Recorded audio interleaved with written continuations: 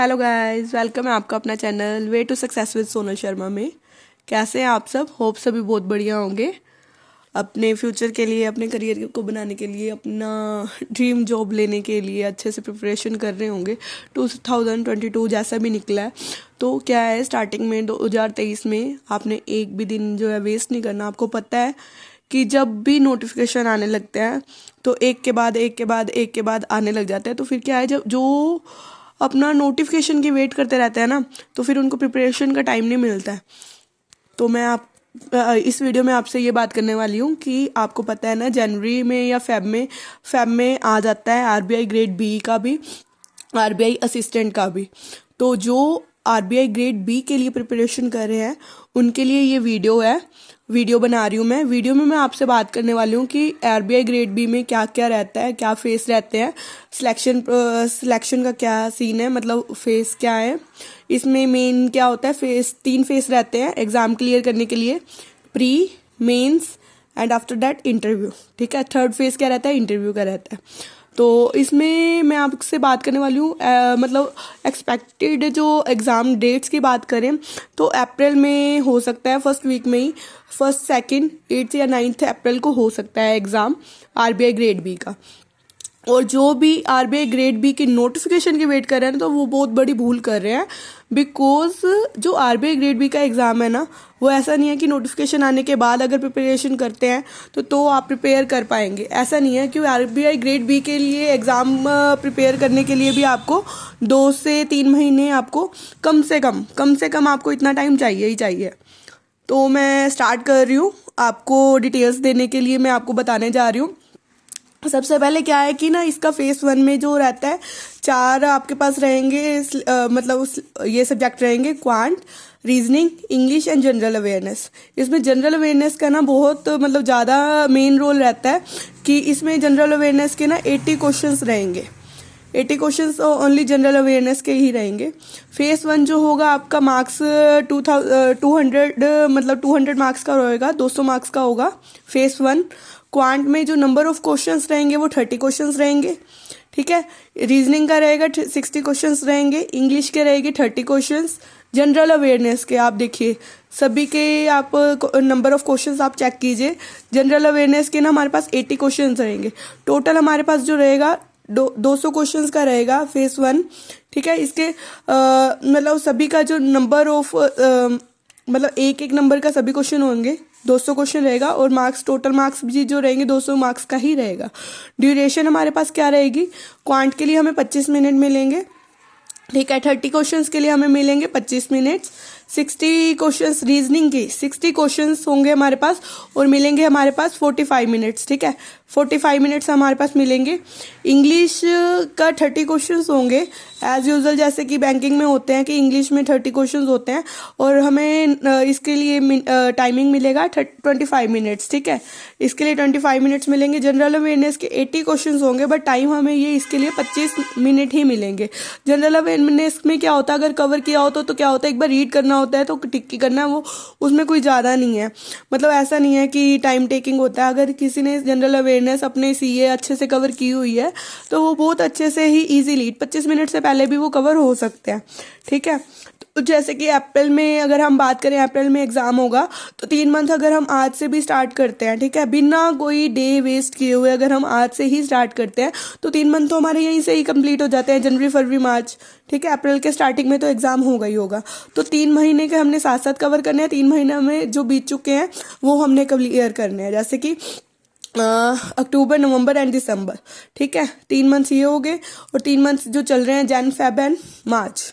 ठीक है, ये रही है हमारे पास फेस 1 की बात। अगर फेस 2 की बात तो तभी करेंगे ना जब फेस 1 क्लियर होगा। ठीक है, तो फेस 1 के लिए 200 मार्क्स है, आप अभी से ही मॉक्स लगाना स्टार्ट कर दीजिए।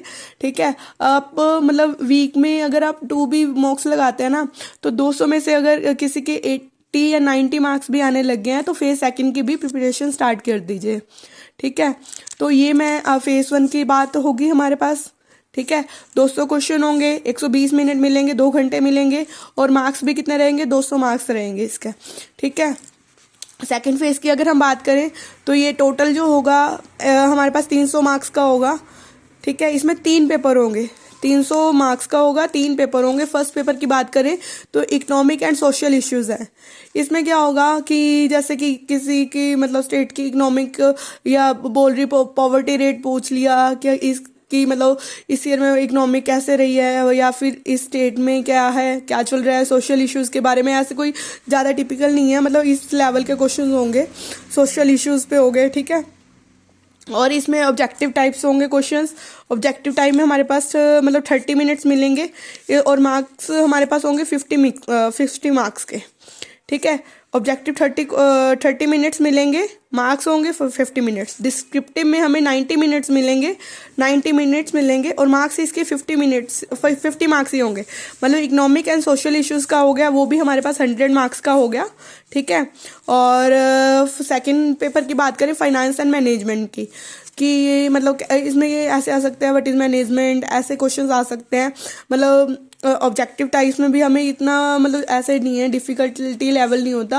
मतलब ये है कि हमें टॉपिक क्लियर ज़रूर करना होता है कि फाइनेंस एंड मैनेजमेंट में मतलब ऐसा नहीं है कि ग्रेड बी जो है इतना इजी भी नहीं है जितना अगर आप इजी लेके चले, क्योंकि ये क्या है, बैंकिंग की अगर बात करें और दूसरे बैंक्स की बात करें तो वहाँ पे क्या है कि ये रहता है लोन्स का प्रोवाइड करना है, कुछ टारगेट्स रहते हैं, आ रहे हैं मतलब कस्टमर्स आ रहे हैं, उनको मतलब हैंडल करना है। तो आरबीआई में क्या है, ये नहीं रहता है कुछ भी, ठीक है।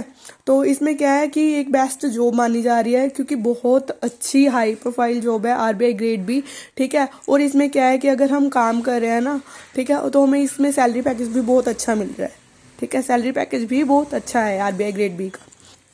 और यहाँ पे हम बात कर रहे थे पेपर सेकंड की, फाइनेंस एंड मैनेजमेंट की। इसमें ऑब्जेक्टिव टाइप क्वेश्चंस हैं, डिस्क्रिप्टिव आएंगे 30 मिनट्स इसको मिलेंगे ऑब्जेक्टिव के लिए, डिस्क्रिप्टिव के मिलेंगे 90 मिनट्स के लिए। और टोटल ये इसका भी सेम ही रहेगा, 50 मार्क्स एंड 50 मार्क्स, ठीक है। इसके हमारे पास रहेंगे 100 मार्क्स, ठीक है। पेपर 3 की बात करें, इंग्लिश राइटिंग की हो जाएगी, जैसे कि होता है ना मेंस में, एसबीआई पीओ में भी आता है, बट इसमें क्या होता है कि एक प्रेसी भी ऐड हो जाती है, प्रेसी ऐड हो जाएगी। पहले उसमें क्या होता है, एसबीआई पीओ में ऐसे या लेटर ही होता है, प्रेसी नहीं होता है। तो आरबीआई ग्रेड बी में प्रेसी भी ऐड हो गई है, ऐसे लेटर एंड प्रेसी, ठीक है। इसमें हमारे पास टोटल मिलेंगे 90 मिनट्स मिलेंगे हमें। 90 मिनट्स के साथ साथ हमें 100 मार्क्स का ये होगा, ठीक है। 100 मार्क्स का ही एग्ज़ाम होगा, 100 एंड 100 टोटल हमारे पास फेज सेकंड जो होगा 300 मार्क्स का होगा, ठीक है। 300 नंबर का ये होगा। और जैसे फेज सेकंड क्लियर हो जाता है तो फेज 3 में क्या रहेगा, इंटरव्यू रहेगा। तो मेरे कहने का ये मतलब है, आप देख लीजिए सारा मैंने आपको क्लियर कर दिया है, phase 1, phase second and phase 3, ठीक है। मेरे कहने का ये मीनिंग है कि अगर आप अभी से ही तैयारी करते हैं तो बहुत अच्छे से ही आप क्लियर कर सकते हैं एग्ज़ाम, बहुत अच्छे मार्क्स लेके आ सकते हैं। तो मैं आपको लास्ट में ये कहना चाहूँगी, चैनल को सपोर्ट कीजिए, ऐसी छोटी छोटी वीडियोस में बना के आपको अपडेट किया करूँगी एग्ज़ाम्स के रिलेटेड। अगर आपको भी कोई क्वेरी होती है किसी एग्ज़ाम के रिलेटेड, किसी सब्जेक्ट के रिलेटेड, आप मुझे मैसेज कर सकते हैं, कमेंट कर सकते हैं। जहाँ तक मैं आपकी प्रॉब्लम सोल्व कर पाऊँ तो मैं आपको ज़रूर हेल्प करूँगी। इस चैनल को सपोर्ट कीजिए, लाइक कीजिए, शेयर कीजिए, कमेंट कीजिए। Thank you so much, thank you.